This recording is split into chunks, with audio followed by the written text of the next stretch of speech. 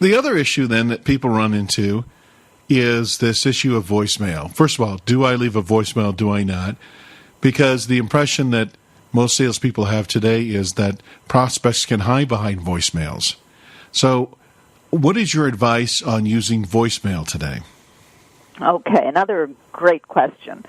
If you had asked me this a few years ago, I would have said hang up and call somebody else. But it's gotten harder and harder to reach people directly. And so today it makes sense to make a voicemail.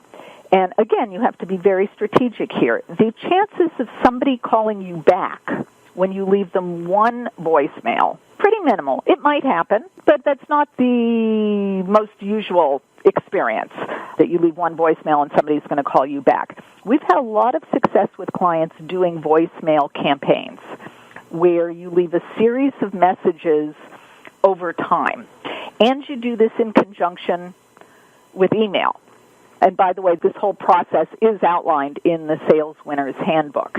But the way it works is this. Usually we do a 4 or maybe a 5-call campaign. You call your prospect for the first time.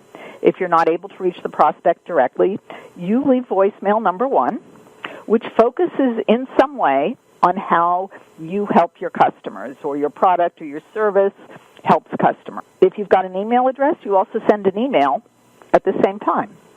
You wait 3 to 5 business days. If you haven't heard back from the prospect, you call them again. If you get voicemail, you leave voicemail number 2. Voicemail number 2 is different from number 1. Still focuses on how you help customers, but it is a different message. And, of course, if you've got that email address, you send along an email. You wait 3 to 5 business days. If you haven't heard back from the prospect, you call them again. If you get voicemail, you leave voicemail number 3. Voicemail number 3 is different from 1 and 2. Still focuses on how you help your customers, but it is a different message. And then, of course, if you've got that email address, you send along the email. So let's say we're doing a 4-call campaign. The last message is always the move-on message. That's what it's called. And it goes something like this. You call your prospect. If you get voicemail on that last call, the message goes something like this. I've been trying to reach you for some time to discuss, fill in the blank with whatever it is you wanted to talk about. I haven't heard back from you, and I know you're really busy, so I'm assuming this isn't a good time for us to have this conversation. If you've been meaning to get back to me and haven't had the chance, I'd welcome the opportunity to discuss, fill in the blank with whatever it is that you want to talk about. And you send essentially the same message in an email if you've got the email address. This is actually the most returned message. If you have left really compelling messages and you've targeted well, and then you leave this message saying you're not going to call back again, and also you can say, I'll check back with you in 6 months, or I'll check back with you in 3 months.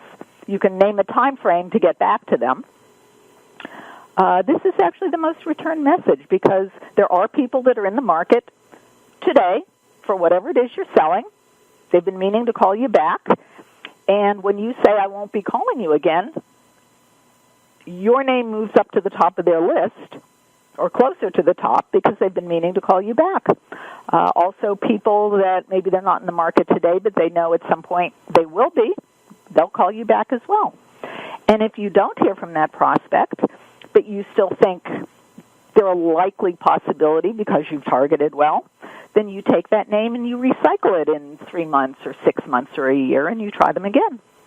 And we have found doing this kind of campaign works very well to get a percentage of prospects to return phone calls.